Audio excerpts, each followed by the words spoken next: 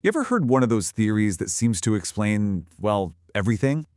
From the massive gap between the rich and the poor to why our politics just feels so completely broken.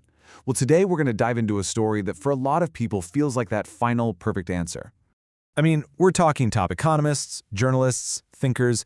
They've all built this incredibly compelling case that a single ideology, installed piece by piece over decades, is the root cause of our biggest problems. And this isn't just some vague idea, it's backed up by names, dates, and actual real-deal source documents. So, here's what we're going to do in this explainer. First, we'll walk through this powerful idea, piece by piece, and build the case for it. And then, we're going to get to the really interesting part. What our source material identifies as a critical blind spot in the whole theory, a missing piece that might just change the entire picture. Okay, so how on earth did an ideology that was dreamed up at a small gathering in Switzerland come to basically dominate the entire world? Let's get into it. So the story goes something like this. It all starts back in the 40s with this small group of intellectuals, thinkers like Friedrich Hayek and Milton Friedman. And over the next 40 decades, their ideas about free markets and shrinking the government were picked up, championed by think tanks, and eventually installed as the official governing philosophy in both the US and the UK.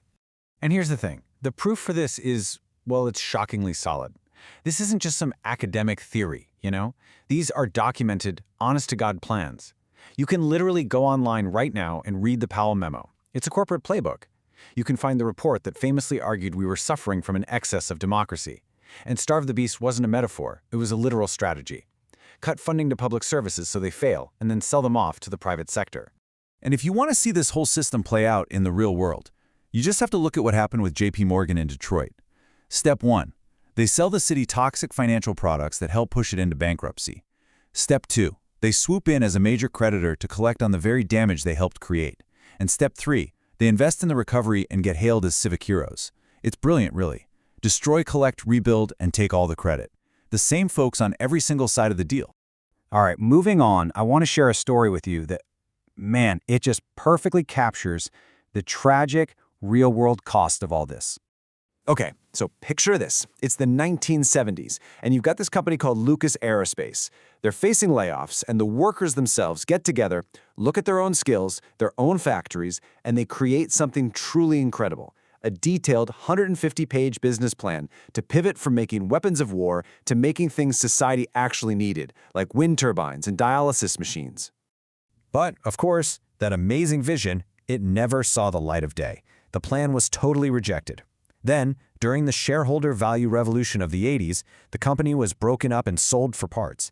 And in just this devastating twist of fate, one of those parts ended up making faulty sensors for the Boeing 737 MAX, the plane that was involved in 2 horrific and fatal crashes.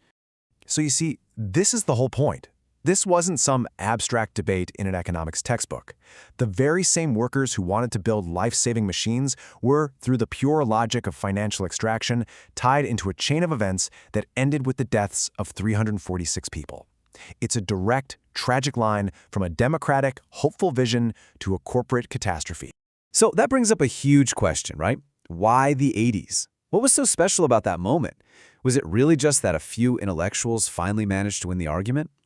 Well, the analysis we're looking at suggests something else entirely.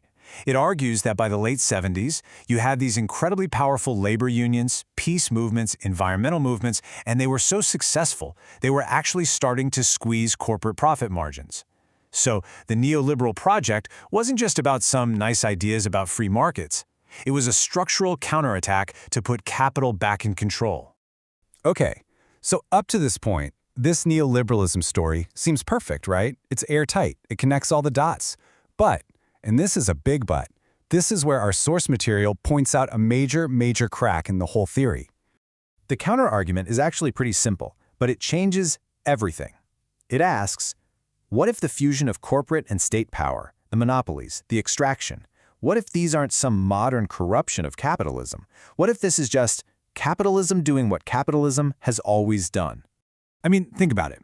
You go all the way back to the 1600s, and the East India Company had total state backing and monopoly power. In 1812, you had loom weavers fighting displacement and facing state repression the same way activists do today. If this exact same pattern existed for centuries before the Mont Pelerin Society even got together, then how can neoliberalism be the root cause? And this right here, this gets to the absolute core of the critique. The diagnosis of the symptoms, the corporate capture, the financialization, it's incredibly precise. But what if they've just named the wrong disease? Maybe neoliberalism wasn't the start of the fire, it was just a giant can of gasoline thrown on it. Okay, so if this isn't just some ideology from the 1940s, then what is it? What is this unseen machine that's really driving everything? It's interesting because the folks who critique neoliberalism, they describe this phenomenon perfectly. This huge, endless ocean of money just sloshing around the globe looking for a home.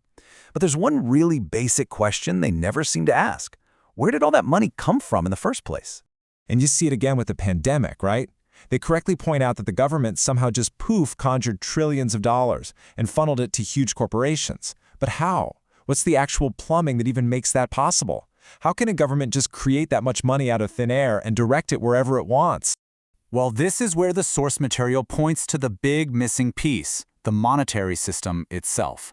It points to something called the Cantillon Effect. And the idea is that when new money is created, it doesn't get spread out evenly. It's more like a fire hose that's aimed directly at those closest to the source, the big banks, the financial institutions. They get the money first, their assets inflate, and only later does it maybe trickle down to the rest of us. And this brings up such a fascinating question, doesn't it? Are we all obsessed with the stock market and buying assets because Reagan and Thatcher brainwashed us into a shareholder value culture? Or is it just the only logical move you can make in a game where holding on to cash is a guaranteed loss year after year? The system itself practically forces you to become an investor just to stay afloat. And that right there, that creates this massive, massive paradox. The typical solutions we hear, things like wealth taxes, stronger regulations, they all depend on using the state to fix things. But the entire first half of the argument is a perfect, detailed proof that the state is completely captured by the very financial powers it's supposed to be regulating. How can you use the tool that you've just spent all this time proving is broken? Which leaves us with one last, kind of mind-bending thought. What if the real fight isn't about left versus right, or socialism versus capitalism as we currently know them? What if the real battleground is the underlying code of our entire economy, the very design of money itself? And what if we've been aiming our frustration at the wrong target all along?